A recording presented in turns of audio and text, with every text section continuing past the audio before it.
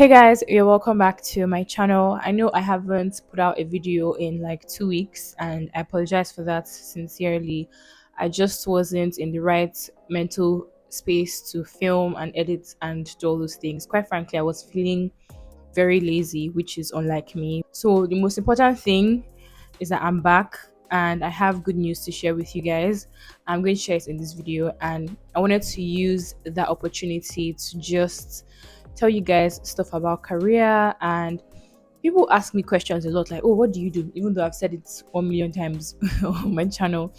But I also wanted to use this opportunity to talk about that, talk about my line of work, and just share that 9 to 5 part of me, so you guys can actually know exactly what it entails, at least what I do entails. And hopefully, if it's something that you want to get into as well, you could take pointers from this video. So before I get into it, please like this video, please subscribe if you haven't subscribed, and don't forget to leave a comment down below. So a little life updates before I get into the nitty-gritty of this video. Work has been kicking my butt and I've been so burnt out. I've just been like, you know what? I need to actually rest, and that's why I didn't post for 2 weeks. I feel very ashamed about it because that's very unlike me, and this is why I should have just started my year in February, because if I started in February, I probably wouldn't be as burnt out as I am already. And it's still February. But I do have good news, and I'm very, very excited to share it with you. So, I got a new job. I don't know if I said it like that. Okay, I got a new job. Okay, I got a new job. I am extremely happy about it. Not just because of the extra pay or the more money. I'm happy because it is very much in line with my career and what I want to do, and where I actually see myself in the future. As much as, yes, I love to make videos and film and edit and all those things, I love to talk in front of the camera, I'm still a career babe. Okay, I'm still a 9 to 5 babe, and I've never been shy about it. I've always enjoyed working. I don't like being idle. I don't like it. I don't even know what it feels like to not have a job, and I hope that by the grace of God I continue to not know. Okay, I got this new job, and the role is content and UX writer, which is really awesome because it's not very far from what I currently do. I currently work as a content and a copywriter. So I sent in my resignation at my current workplace on the, was it 6th of February? I sent it sometime early in February, Sha, because you have to give a month's notice before you can say, oh, you're resigning. So my last day is going to be like on the 8th of March, and then I'm going to start my new job the following week. So it's really awesome for me. It's a huge win because I actually had this job interview like a while ago. So I was really like, am I really going to get this job or am I not going to get it? So I was really praying about it. I said, God, please, please, please, let this be my New Year's gifts, along with some other things that I am praying for. But this one, I really wanted it. So I just kept praying. And it's not like I don't like my current workplace or anything. I mean, I love the people that I work with. They make my life easy. They don't stress me out. My team is a really, really good team, like in terms of collaboration and in terms of just respecting each other's boundaries, understanding each other, stuff like that. People I currently work with are actually really, really solid people. So in that regard, I'm actually going to miss them a lot. But I'm really excited for what lies ahead because this current company that I'm working in is all I have known since my NYSC, and I've been here for 2 years and counting. And I just feel like, you know what, let me leave, okay, so I can add more than one company on my goddamn CV. So, so yeah, that's the good news. So, cat is out of the bag right now. So, yeah, I am officially on my way to being a full stack writer, which is actually in line with some of my goals for the year. So once I just perfect this, I'm just going to graduate into other forms of writing. So now that I'm speaking about writing, I really want to get into the nitty gritty of what I actually do, because some people don't get it, some people get it, and it's like, what? Okay, what do you actually do?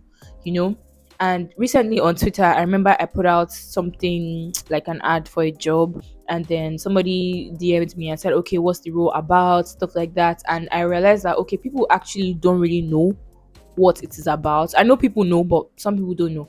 So the long story short of the whole thing is that I work as a content writer, copywriter, basically everything in writing, and content is basically stuff for the blogs. So I write for, let's say, tech solutions, companies that build software or technological solutions for other people or other businesses to use. So what a content writer does is to simplify the idea that the company has, or to simplify the solution that the company has, and push it to the public so that the public understands what the product is. It's basically like, okay, see what we do, this is what we do, this is what we do, full stop.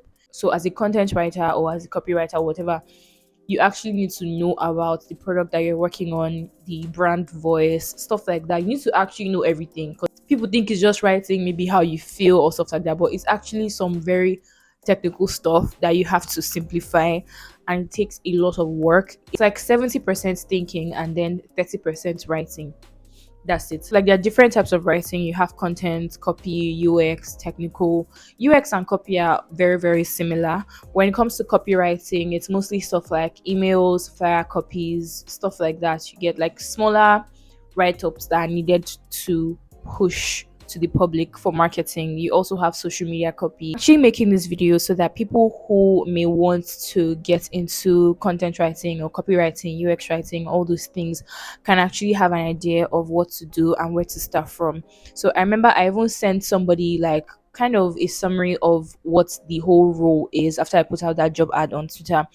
And then I was thinking to myself that, okay, maybe I should actually make a video on this. Maybe people would want to know, and maybe people would even want to get into the role. The first thing I would say is very important if you want to get into any role, actually, but let's just limit it to copywriting or content writing right now, is to start with courses on Udemy. And Udemy, they give like discounts every other day. Okay, sometimes you can see courses as low as 3, 5, 4, 5,000 naira. So imagine investing that little amount of money into your life, into a career that you can see yourself doing. That will give you a very good return in the long run, let's say in about 6 months or even 1 year or even less, because they give you, very practical examples. You're able to see how it has actually helped people. So I feel like online courses, a lot of people sleep on it because they just feel like it's mostly theory and not very practical. But at the end of the day, you actually have to start from somewhere. Yeah. So another thing I feel that you should pay attention to is social media. So whenever you're doing content writing or copywriting, it involves a lot of things that you see every single day, but you may not actually take note of them. So for instance, now if you go to buy something, let's say you're buying a bottle of soap or a bottle of wine or something like that, everything you see on the body of that product is copy. Okay, it's marketing, because it's trying to tell you about the product and possibly even convince you to buy it.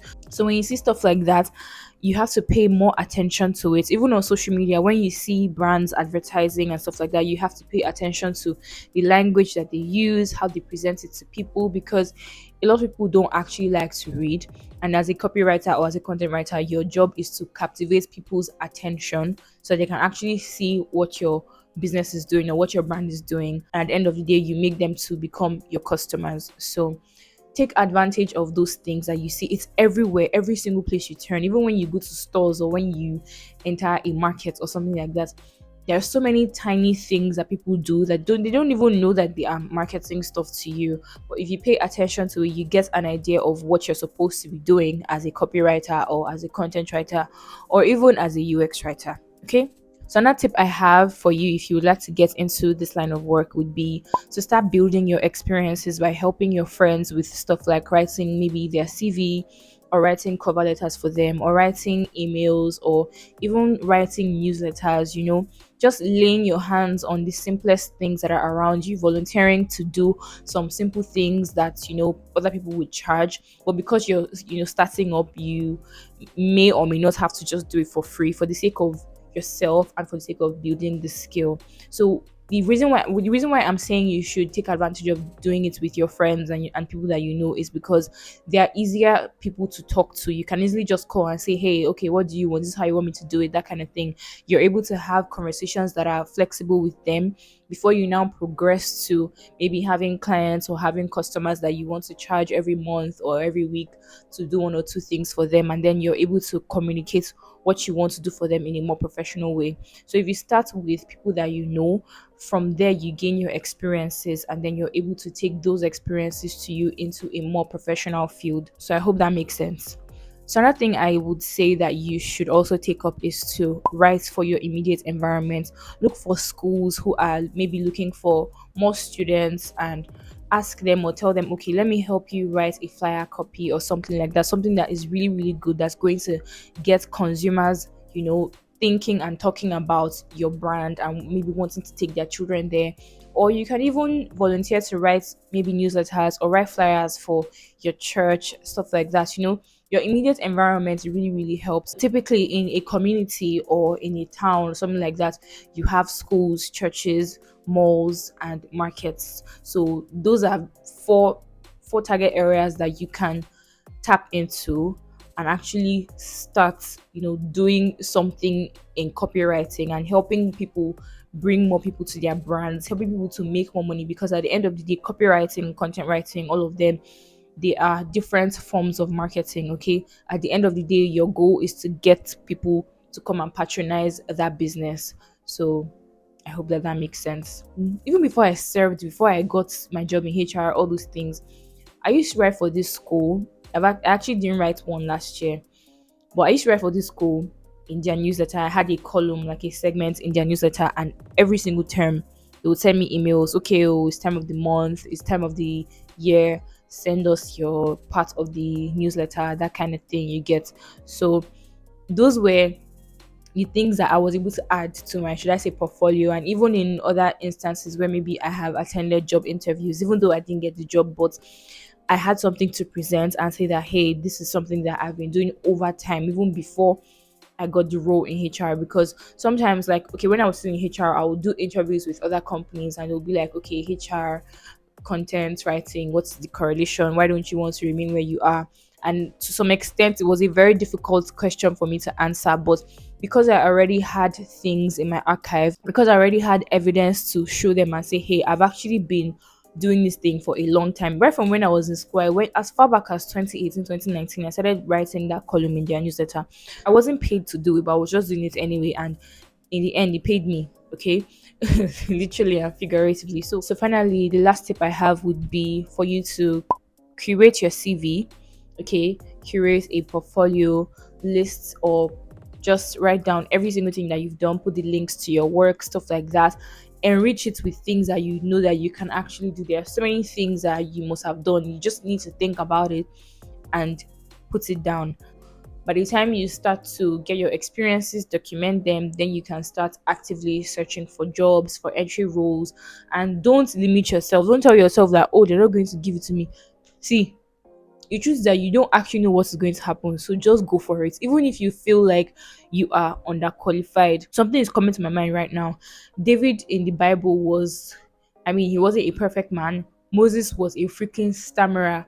St. Paul used to literally persecute and kill Christians, yet God used these men. I don't want to trivialize their ministries to just telling stories, but they were able to do mind-blowing things that we are still talking about and will still talk about in generations to come. So it's not really about you being perfect. All you need to do is just at least try and put in the work, and by the grace of God, something is going to come through for you. Also make sure that you pray. Okay, I cannot stress that enough. That's like a no-brainer. Pray. Okay, so finally, I would say you can also explore other forms of writing. I already mentioned them: UX writing, copywriting, technical writing, all of them. At the end of the day, it makes you to be a more rounded person when you are able to know more than one thing in a particular field. And when you get to a point where you know that, okay, your skills have been solidified, start charging a fee. Right now, I charge fees for people who want me to do writing for them, like professionally. Okay, I charge them. The only people that I would say I don't charge are my parents, because every other day they call me, oh Chotam, come and write me this speech, come and write me this email. Bear the loom this letter. I mean, is what it is. You're looking to get into this kind of work. I mean, there's so much resources on the internet for you to access and for you to read through. Now the world is so easy that you can literally find every single thing online. So I don't want to say you don't have an excuse, but it's right in your palms. As long as you have a phone, as long as you have a laptop and you have internet, you are good to go. I wanted to talk about this particular line of work because it is an aspect of working in a tech company that many people will not be intimidated by. Okay, it doesn't just end at coding and all those other things that sound a bit intimidating. So this one is something that you can just easily do. Anybody can write. And I also wanted to mention the fact that many people always say, okay, there is now these AI chat bots that are, replacing jobs and stuff like that, like ChatGPT, Quillbot. This is just my personal opinion, and it could change. I could be wrong. Things can actually go a very different way. But I feel like I don't think that those things are coming to replace your jobs, because at the end of the day, you need the human elements when it comes to marketing. And most of the time, when you read stuff that maybe ChatGPT has written or even Quillbot has written, they sound exactly like AI. They sound very, very mechanical. And there's nothing wrong with that. But at the end of the day, you have to think about your target audience, you have to think about the brand voice and stuff like that. And you need somebody to actually be doing these things. ChatGPT is not going to help you to send that email, okay? Your HOD or your CEO is not going to say, okay, I'm gonna fire you. ChatGPT can come and replace you and be doing your work as if it's an actual robot. Do you understand what I mean? So you still need people to actually operate these things and do the work. So fear not, at least for now, before they replace all of us with robots. All right. Thank you guys so much for watching this video, and I hope you found it helpful. I'll see you guys in the next one. Bye.